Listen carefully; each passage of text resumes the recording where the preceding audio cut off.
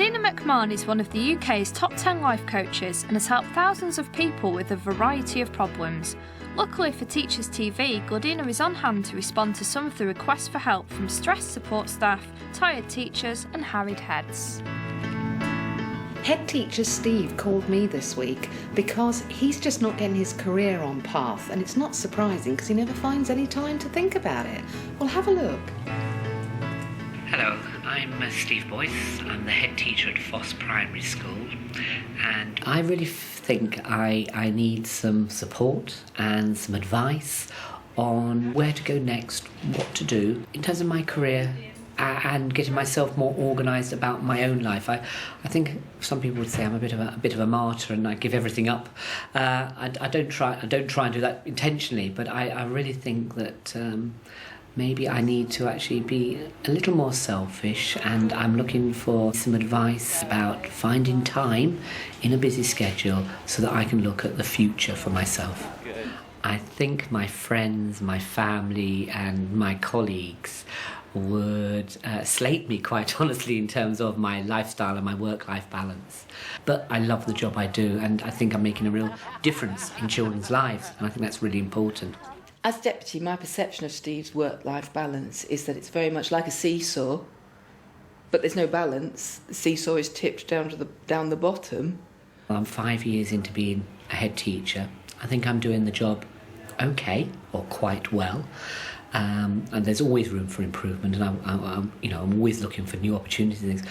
But I've actually got to now try and find time and really start to explore what possibilities there are out there for future development, further development, where I go next with my career. Well, I think I'd better get off to Leicester and help Steve to make himself a priority, or he's never going to get that career sorted.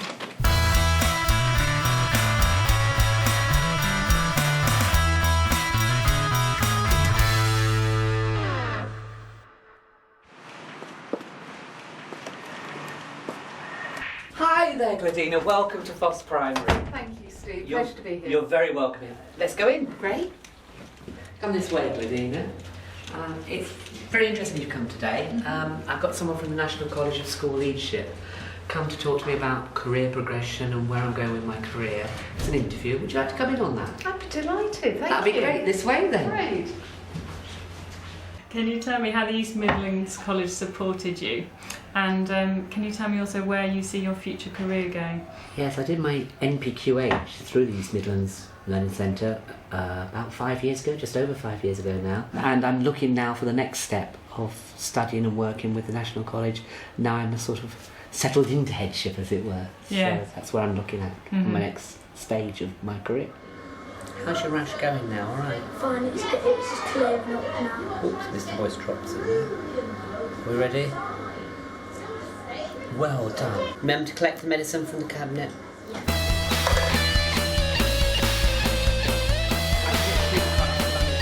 Come on, folks, here you go. And on the second. Looking at this music to start here. So what are you up to now, Steve? Locking up after evening activities, Gladina. Is that the sort of thing a head teacher does? Shouldn't you delegate? I would do, except 2 evenings a week. It's a bit of late work for me in the office, and our caretaker goes at 6, so I don't mind it. It's not that bad, really. I can actually get my head down and do some work in the office, and uninterrupted work. I'm not sure about that. Come on, let's have a chat. OK, then. Well, Steve, thank you very much for sort of taking me around and let me look at your whirlwind existence here, because that's what it feels like. So what would you like from me? I suppose I'd like you to give me some advice on how I can find some time for me. Not for me selfishly, but for me to think about studying further, moving on from headship, where I go next. But I think I need time to do that. Absolutely. Now, I've got some ideas about where I think that time's going, but I'm going to ask you first, what do you think gets in the way? I would say incessant bureaucracy, but I think every head in the country will tell you that. So we can't do anything about that. Just the amount of time I spend in school in any one week. with doing 2 late evenings a week and a Saturday morning. As I've sort of followed you around, I mean, I suppose one of the things that I've picked up is that there's this thing about delegating, because you Yes. seem to do an awful lot of things that really, I do wonder whether they ought to be in your remit. Yes, I would suggest that as well, that there are things that I should not be doing and I would love not to be doing. But then I look behind me to find a team of me. Now, that's not criticising the staff at school, because they have all got their role. They're working full-time and flat out doing their job. I share as much as I can with my deputy head. She is an absolute stalwart and brilliant. But again, she has a 4-day-a-week teaching commitment, half a day PPA time and half a day deputy head admin time. So it is hard as to find who else that can give out the medicine, lock up after sports clubs, all those things, who can do it without extra funding coming into the school. And it's all about money, I'm afraid. All of those things that you said are absolutely right and absolutely true. However, how much of your time do you spend sitting on maybe staff committees and things like that you could actually pull out of and let the staff run them? Right, yes, that's quite interesting. I am slowly doing that, so that is releasing me. Yes, from some of those more mundane tasks I don't need to be at all the time.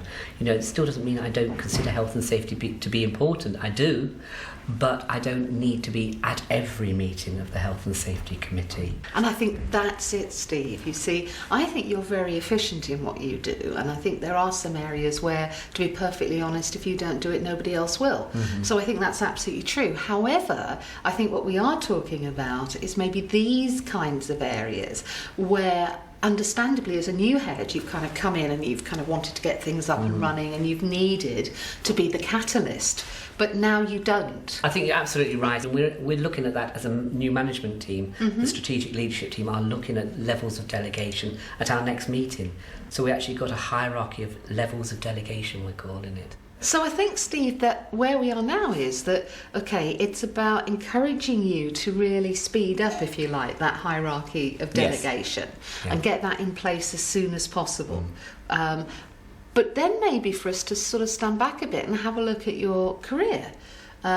Because I know I saw you sort of earlier when you were, talking about the last 5 years, if you like, and I suppose I was struck with, well, where would you like to be in the next 5 years?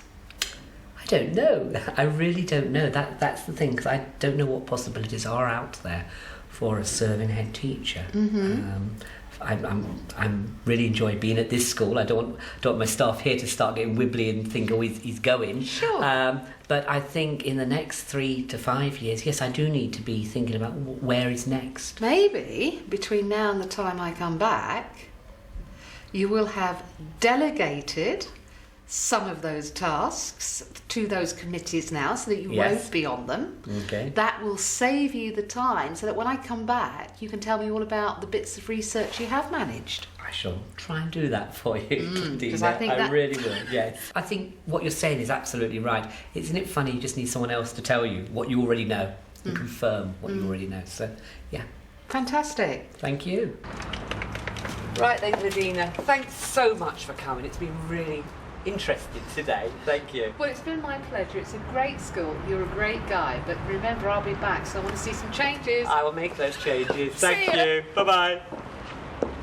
Well, that was jolly interesting on 2 counts. The first count being that sometimes, as in the case of Steve, you need someone from the outside to say the things that you've been thinking. It kind of validates them. But I think the other part of it is that Steve's a fantastic example of someone who's really nurtured a good learning, supportive environment, maybe a little bit to his own detriment. And what he's learning now is that it's time to let everyone grow up, it's time to let go. So when I get back, I'm going to see where they've got to. Well, as you can see, I'm surrounded with paperwork still, but I'm finding a few moments to myself, and I am delegating tasks, Ladina, like you asked, and I find a few moments to myself to go on the internet to look up what the National College of School Leadership has got in terms of heads that have been in post for 5 years and their continuing professional development. Lots to do, and don't seem to be getting a moment to myself at the moment, so sorry Gladina, not doing too well. Things look as if they're really developing on the outside learning activities, so I'm really happy about that. So it looks like good developments for the school. 3 months later, is Steve heading in the right direction? Well, Steve, it's been a little bit of time since I've been here with you at your lovely school. And when I was here last time, we were talking about you and your development and being a bit more assertive, etc. So I left you with some strategies. How's it been going? Not all easy, but helpful. I've been thinking about those things and trying to put them into practice. Not 100%, I'll be very honest with you. I have found more time for myself. Great.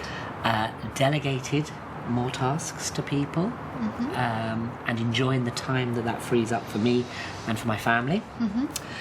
And it's enjoyable being more assertive about things. It gives you more time to think about things, and it's not just about giving orders. It's about empowering other people, because actually they quite like it as well. So I'm not doing everything. Okay. 99%, but not everything. Well, it sounds like there's, you've got quite a bit there that you've got on top of. So, but tell me about this 1% then that you haven't. I think I'm still a person that likes to appease people and say yes. I find it incredibly hard to say no to people. I suppose it's everyone's nature to be liked and be wanted, and saying no is hard. So yeah, I'm trying, but not all the time. Well, and I think the other thing, Steve, is, you are that kind of a person. You're a very warm, very giving kind of a guy, and therefore it is going to be hard for you, I think, because you have a natural tendency to want to be an I can do person. However, I guess what you're saying is pretty realistic, which is you are tackling it. It's never going to be a kind of 100% thing. No. You will say yes sometimes, and that's okay, as long as you're in the driving seat. Yeah, and I think people are a bit surprised to begin with when you do say no as well. Ooh, it does hit them, and to actually have a bit of friction, I think it's going to make school better. That little bit of friction. And, the analogy I use is you don't get a pearl without that little bit of grit. Exactly. So I've got to remember and hold on to that gem. And I am enjoying the time to be able to research things on the computer. And challenges ahead. So, Great. And you've been thinking about you and pushing yourself forward. Yes, about where I go with further qualification, further study. So yes, I'm looking into that actively. That's wonderful. Well done. Steve, it's been a real pleasure. Thanks so much, Gladina, for coming, and look forward to seeing you again, and look forward to seeing you on television one. Thanks for your advice and help. Oh, you're more than welcome. Be well. And I might be back. Take care. Thank you. Bye.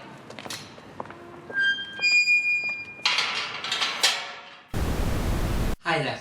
As a footnote to the production, just to let you know, I've just come back from an exciting meeting with the local authority, and we're going to be redeveloping Foss Primary School as a new school on a new site as part of the Riverside redevelopment here in Leicester City. So it looks as if I'm going to have my work cut out for me over the next couple of years with some enjoyable and interesting challenges.